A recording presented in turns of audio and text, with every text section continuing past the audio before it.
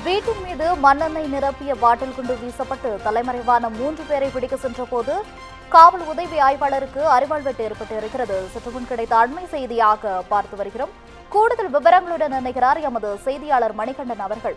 மணிகண்டன், வணக்கம். தற்போது கைதிகளை பிடிக்க சென்றபோது காவல் உதவி ஆய்வாளருக்கு அறிவாள் வெட்டு ஏற்பட்டு இருக்கிறது. இந்த சம்பவம் குறித்த கூடுதல் விவரங்கள் என்ன? நிச்சயமாக கோயிலா, தூத்துக்குடி நேரு காலனி பகுதியைச் சேர்ந்த மாரிச்செல்வம் என்ற இளைஞர் கடந்த சில நாட்களுக்கு முன்பு கொலை செய்யப்பட்டார்.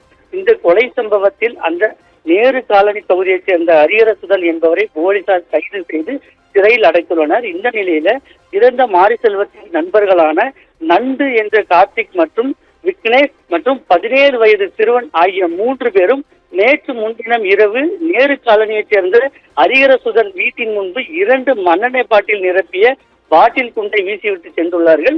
இதில் அரியரசுதனின் வீட்டு கூரை முன்பு லேசாக தீப்பிடித்து உள்ளது. தீயை வீட்டில் இருந்தவர்கள் அணைத்துள்ளனர். இந்த மண்ணெண்ணெய் பாட்டில் வீச்சு சம்பவம் தொடர்பாக தாளமுத்து நகர் போலீசார் புகார் அளித்துள்ளனர். இதைத் தொடர்ந்து தாளமுத்து நகர் காவல் உதவி ஆய்வாளர் மாணிக்கராஜ் மற்றும் காவலர் மீனாட்சி உள்ளிட்ட காவல்துறையினர் குற்றவாளிகளான நண்டு என்ற கார்த்திக், விக்னேஷ் மற்றும் 17 வயது சிறுவன் ஆகியோர் தூத்துக்குடி அம்பேத்கர் நகர் அருகே உள்ள சுந்தரவேல்புரம் கல்லறை தோட்ட காட்டுப்பகுதியில் பதுங்கி இருப்பதாக தகவல் கிடைத்தது. இதைத் தொடர்ந்து அங்கே அவர்களை கைது செய்ய போலீசார் சென்றனர். அப்போது அங்கு பதுங்கியிருந்த கார்த்திக் மற்றும் விக்னேஷ், 17 வயது சிறுவன் ஆகிய 3 பேரும் தாங்கள் மறைத்து வைத்திருந்த அறிவாளால் காவல் உதவி ஆய்வாளர் மாணிக்கராஜா மற்றும் காவலர் மீனாட்சி ஆகியோரை மிரட்டியதுடன் அவர்களை அறிவாளால் தாக்கிவிட்டு தப்பி ஓட முயன்றுள்ளார்.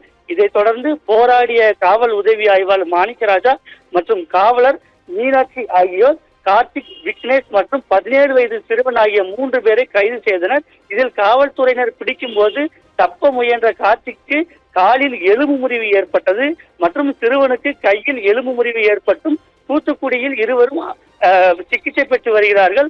மேலும் விக்னேஷ் என்பவரையும் போலீசார் கைது செய்து விசாரணை நடத்தி வருகின்றனர்.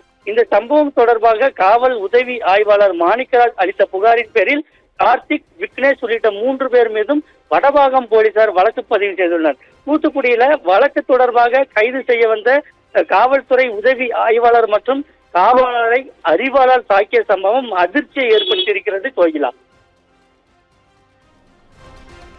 தகவல்களுக்கு நன்றி மணிகண்டன்.